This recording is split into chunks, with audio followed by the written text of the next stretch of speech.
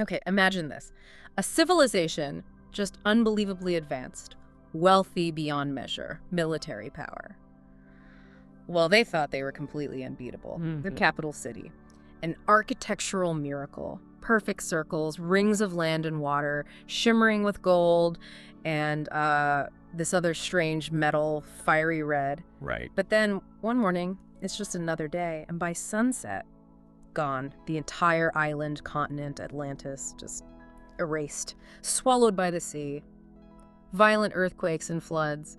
A single awful day and night. It really is the ultimate story of boom and bust, isn't it? Opulence and total annihilation all wrapped up together. Yeah. And the most frustrating thing for anyone looking for it is that every single detail we have, Yeah. the shape of the city, the materials, the history, it all comes from just one person. Plato, the philosopher. Exactly. His dialogues to me as Critias. That's it. So that's our mission for this deep dive. We've got the sources piled up here. Plato's texts, obviously, but also all the scientific theories, the geology, people trying to connect this, myth to something real. We're digging into maybe the biggest mystery from the ancient world.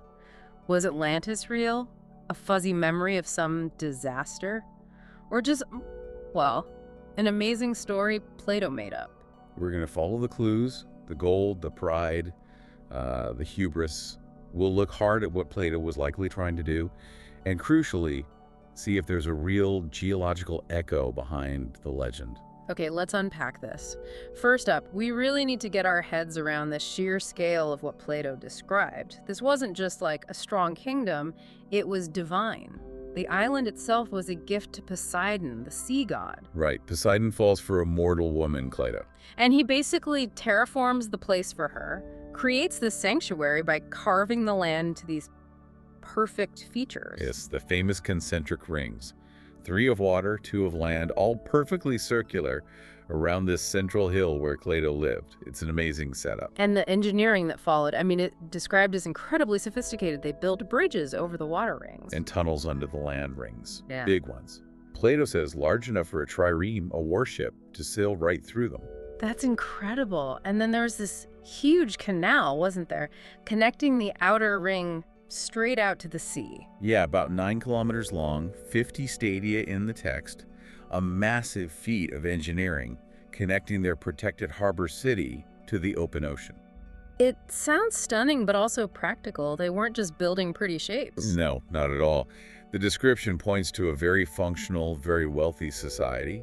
They supposedly use natural springs, hot and cold, for public baths. Okay. And they had this vast, incredibly fertile plain in the middle of the island. They built a huge network of irrigation canals there. Which let them do, what, 2 harvests a year? 2 harvests a year, exactly. Yeah. Which implies, amazing agricultural technology and organization for that supposed era. And the wealth just jumps off the page. The buildings weren't just functional, they were dazzling. Built from red, white, and black stone that they quarried right out of the moats themselves. Using the earth they removed to create the waterways. Very efficient. But the real showstopper is the metal. Orichalcum. Yes. It sounds almost magical the way Plato describes it. What does he say? Mined only there. Worth almost as much as gold. Second only to gold, and it flashed like fire. He makes it sound unique, maybe mythical. But what do scholars think it actually, might have been? Well, the best guess, based on the description and what materials were available and valued then, is probably a naturally occurring type of brass, an alloy of copper and zinc. Which can have that reddish gold shine. Exactly. Highly prized, looked spectacular, but not, magically unique. Still very valuable. And they used it everywhere. Apparently. He says the wall around the central Acropolis, the innermost citadel, was covered in it. And the Temple of Poseidon in Cleito, the main sanctuary. The entire interior was lined with orichalcum. Imagine that. This fiery red gold glow inside the most sacred place. It paints an incredible picture of wealth and power. But, and this is crucial to Plato's point, that very opulence contained the seeds of their downfall. Right, you're saying it wasn't just bad luck, the earthquake and flood? No, Plato frames it very clearly as a moral failing. Remember, the kingdom was founded by Poseidon, ruled by his descendants, 10 kings. They had divine blood. But over time. Over generations, That divine nature got diluted by their mortal side. They started to forget the laws of Poseidon, which were supposedly inscribed on a great pillar of orichalcum in the central temple. Oh, so they lost their way. Completely. Virtue was replaced by, as Plato puts it, unrighteous avarice and power. Greed took over. Hubris. And this led to war. Yes, an unprovoked imperialistic war. They weren't content with their paradise. They set out to conquer huge swaths of land. From Africa across into Europe, as far as Italy. They basically thought their power made them equal to the gods. Oh, okay, that's the classic mistake. That's the hubris. And according to Plato, Zeus himself slayed this, called the other gods together, and decided their fate. So the cataclysm, the earthquakes, the floods, the island sinking in just one day and night. It wasn't just geology, it was divine judgment, a cosmic punishment for their arrogance and moral decay. It's such a powerful story. But like you said, we have to remember the source. It all comes down to Plato, writing around 360 BCE. Just those two dialogues. Yeah. Timaeus and Critias. That's the entire foundation. And he knew people might doubt it, right? So he built this elaborate backstory for the story itself. He did. It's quite clever, really. He doesn't claim he discovered it. Oh no. The story comes via the character Critias in the dialogue. Who heard it from his grandfather. Who heard it from Solon, the famous Athenian lawgiver. Who supposedly got it from Egyptian priests. Who had ancient records. Exactly. Temple records going back thousands of years, allegedly recording this war between ancient Athens and Atlantis. It creates this veneer of historical authenticity, a kind of invented paper trail. And it worked. People have been hunting for this place for over 2,000 years based on that. They have. But even back then, not everyone bought it. Plato's own star student, Aristotle, was famously skeptical. What did he say? Something quite cutting, wasn't it? Yeah, the quote usually attributed to him is basically, "The man who dreamed it up also made it disappear." A pretty clear dismissal. Ouch. And that view that Plato invented it, that's largely where scholars land today, isn't it? Overwhelmingly, yes. The consensus is that Atlantis is a philosophical allegory. A brilliant one, but an allegory nonetheless, a cautionary tale. Designed to teach a lesson. Precisely. Plato wasn't just telling a ripping yarn about a sunken city. He was setting up a conflict of ideals. Okay, explain that. You have Atlantis, super advanced technologically, incredibly wealthy, powerful navy, but morally corrupt, greedy, imperialistic. They're the villains, essentially. Right. And who are they fighting against in Plato's story? An idealized ancient Athens. Not the Athens of Plato's time, but a sort of perfect, virtuous, simple, agrarian, land-based society. The polar opposite of Atlantis. Representing Plato's ideal state, like from the Republic. Exactly. So the story of this ancient war, where virtuous Athens defeats the mighty but corrupt Atlantis, isn't history. It's Plato showing his preferred model of society triumphing over the dangers he saw in empires driven by wealth and expansion. So it's a political commentary, maybe? A warning to the Athens of his own day. Very likely. Athens had its own history of imperial ambitions, some of which ended disastrously, like the invasion of Sicily. Plato could be using Atlantis as a mirror, warning against that kind of hubris and overreach.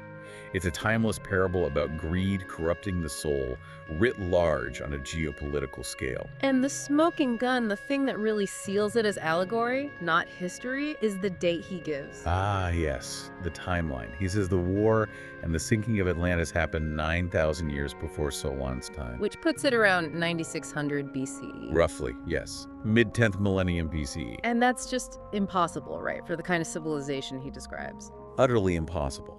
9600 BCE is the very early Neolithic, edge of the Mesolithic. We're talking small bands of hunter-gatherers, maybe early farming villages, not vast city-states with canals, harbors, metallurgy, organized armies, and overseas empires. Plato must have known this. He wasn't ignorant of history or human development. Of course he knew. He was one of the sharpest minds of his era.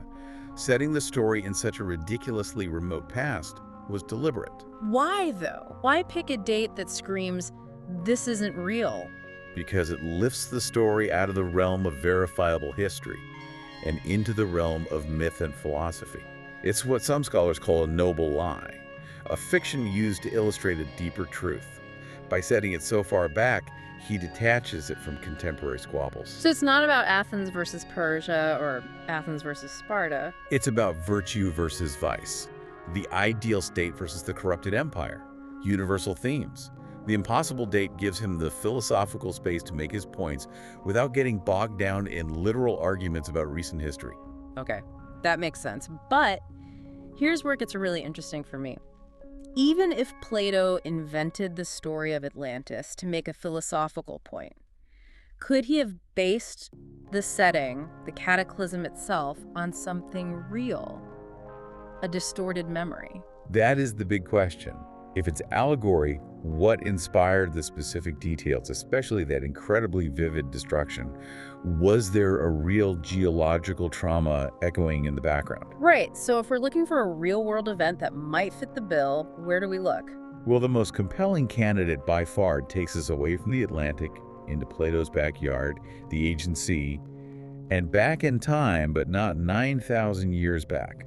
We're looking at the Bronze Age eruption of the island of Thera. Modern-day Santorini. Exactly, around 1600 BCE. And Thera at that time wasn't some primitive backwater, it was part of the Minoan civilization. Yes, a major outpost of the Minoans, who were based on Crete. They were an incredibly sophisticated Bronze Age culture. Not really warriors, more like maritime traders, artists, engineers. And we know this because of the archaeology, like Akrotiri. Precisely. Akrotiri on Thera was buried by the eruption, perfectly preserved like Pompeii. It shows us this thriving port town, multi-story houses, advanced plumbing, stunning frescoes on the walls, really advanced stuff for 1600 BCE. Okay, so a sophisticated island civilization, what happened to it? One of the largest volcanic eruptions in recorded human history happened.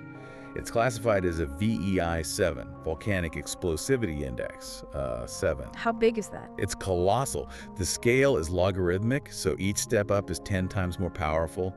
VEI 7 is, well, think Krakatoa, think Tambora. Much, much bigger than Mount St. Helens or Vesuvius.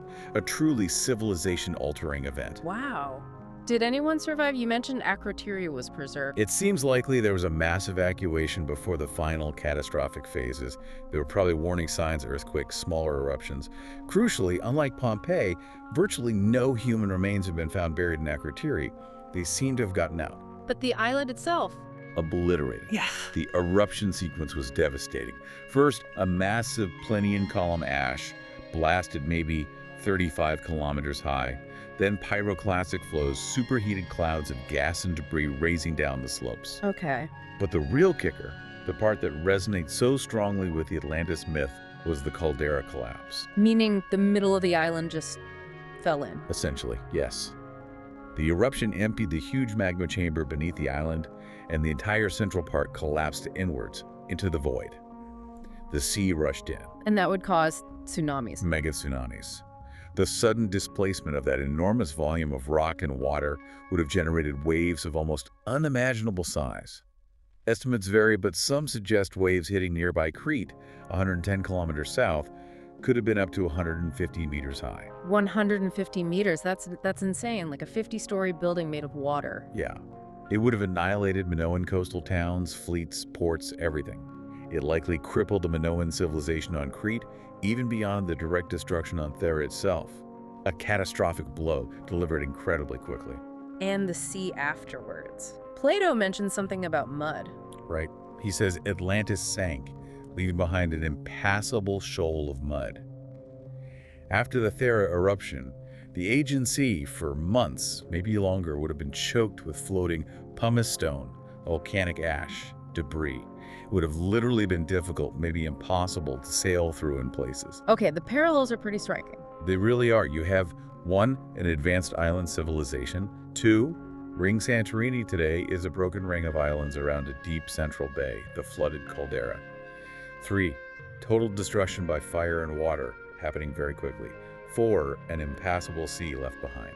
It maps onto Plato's description remarkably well in terms of the event. It does, much better than any other proposed location or event. But what about the obvious discrepancies? Plato says the Atlantic, beyond the Pillars of Hercules, and he gives that 9600 BCE date, not 1600 BCE. Those are the big sticking points, absolutely. So how do supporters of the Thera theory explain those? The argument revolves around transmission errors. Remember, Plato's own invented chain. Solon Egyptian priests, grandfather Critias Plato. That's a long game of telephone, spanning centuries and multiple languages, Greek to Egyptian and back. So mistakes could creep in. Easily. Yeah. Especially with numbers. The theory suggests that maybe the original Egyptian records referred to the event happening 900 years before Solon. A simple translation error, perhaps losing a zero or misinterpreting a hieroglyph, could turn 900 into 9,000. Okay, that's plausible. What about the location? Aegean versus Atlantic. That's tougher. Some suggest beyond the Pillars of Hercules might have been a more general term for far away or in the west. Or maybe that detail was added later by Plato himself to fit his geographical or philosophical scheme, placing the other threatening power far away in the unknown ocean. So the idea is that the core memory, the kernel of the story, is the genuine Bronze Age catastrophe of Thera. Yes, the terrifying real-world event of an island civilization vanishing overnight. And Plato, centuries later, heard garbled versions of this story, perhaps via Egypt, recognized this dramatic power, and then brilliantly repurposed and magnified it. He took that historical and geological seed and grew it into his grand philosophical allegory about hubris and the ideal state. That's the essence of the Minoan hypothesis. It doesn't claim Plato was reporting history accurately, but that he used the memory of a real disaster as the vivid backdrop for his philosophical lesson. It's a really elegant explanation, connecting the myth to both philosophy and a real event. Yet, the hunt for a literal, physical Atlantis continues, doesn't it? People really want to find those sunken ruins. Oh, absolutely. The allure of finding a lost golden age, a perfect city swallowed by the sea, it's incredibly powerful. It fuels expeditions and speculation all over the globe, often completely ignoring the scholarly consensus or even basic geology. So let's touch on a few of the more famous candidates people propose. Besides Thera, what about that place in Africa that looks like concentric rings from space? The rich hat structure, the Eye of the Sahara in Mauritania. Visually, it's stunningly similar to Plato's description. You see satellite photos of these near-perfect natural rings, and you think, wow, that has to be it. Correct. But geologically, it's definitively not it. It's a known geological formation, an uplifted dome that has eroded over millions of years into those circular shapes. There's zero archaeological evidence of any advanced civilization there. No quarries, no canals, no harbors, nothing Plato described beyond the superficial resemblance of the rings. So a geological coincidence that looks like the description? Pretty much. A spectacular one, but natural. Okay, what about sticking to Plato's location clue? Beyond the Pillars of Hercules, meaning out in the Atlantic Ocean, people look there, right? Maybe the Azores Islands are leftover mountain peaks. That's a common popular theory, yeah. The idea that a whole continent sank out there. But modern oceanography and plate tectonics completely rule this out. Oh. We've mapped the Atlantic seabed in detail. There's no evidence whatsoever of a sunken continent. In fact, the Mid-Atlantic Ridge, which runs through that area near the Azores, is where new oceanic crust is being formed. It's a volcanic spreading center. Land rises there, it doesn't sink on a continental scale. So the Azores are volcanic islands that came up from the seabed, not remnants of something that sank down. Precisely. The geology is completely wrong for a sunken continent in the Atlantic. All right, one more. I always hear about the Bimini Road in the Bahamas, those underwater stones that look like giant paving blocks or a wall. Yes, the Bimini Road is another classic case of wishful thinking, perhaps. It does look intriguingly artificial at first glance. These large, somewhat rectangular limestone blocks arranged in lines underwater. Looks like man-made masonry. It really does. But again, the scientific consensus is clear. It's a natural formation known as beach rock. Beach rock? What's that? It's a type of sedimentary rock that forms rapidly in the intertidal zone, cementing beach sand and shells together. And crucially, when beach rock erodes, it naturally fractures along straight lines and right angles due to internal stresses and bedding planes. So it breaks into blocky shapes that look like cut stones. Exactly. It creates a powerful illusion of being man-made pavement or walls. But geologists have studied it extensively. The composition, the formation process, it fits perfectly with natural beach rock formation, not ancient Atlantean construction. So rich structure, Atlantic continent, Bimini Road, they all seem to fall apart under scientific scrutiny. They do. The search for a literal physical Atlantis outside of the Thera's inspiration model tends to rely on ignoring geology or misinterpreting natural formations. The pull of the myth remains stronger than the evidence for many people. Hashtag outro. Okay, so wrapping this up, where does our deep dive leave us on Atlantis? It seems less like a place to find on a map and more like, well, something else entirely. I think that's right. It's a convergence. You have the likely echo of a real, terrifying natural disaster, the Thera eruption, which wiped out an advanced Bronze Age society almost overnight. That's the traumatic historical kernel. And then you have Plato. And then you have the genius of Plato taking that echo, that memory, maybe passed down through garbled accounts, and weaving it into this incredibly powerful philosophical allegory. A story about the dangers of pride, greed, and imperial ambition, contrasted with his vision of an ideal state. So Atlantis isn't really a lost treasure to be located with sonar. It's a literary and philosophical masterpiece, inspired perhaps by real events, but ultimately serving Plato's purpose. Exactly. It's a profound story about human nature, not just a story from human history. The true location, you could say, is in the realm of ideas. So the core takeaway here, Atlantis represents that duality in us, doesn't it? The dream of creating something perfect, a utopia, alongside the terrifying capacity we have for self-destruction through our own flaws. That really seems to be the heart of it. And the aspect that makes it endure isn't just the Golden City or the Cataclysm. It's the reason for the fall.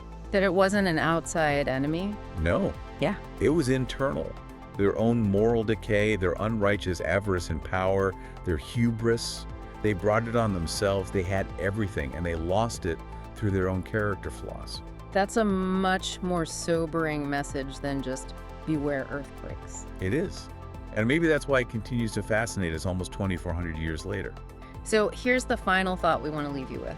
After looking at the myth, the philosophy, the geology, why does this specific narrative, a near-perfect civilization losing everything because of its own arrogance and greed, why does that still hit such a nerve? What does our ongoing obsession with finding or understanding Atlantis tell us about how we view our own civilization, its potential, and maybe its fragility?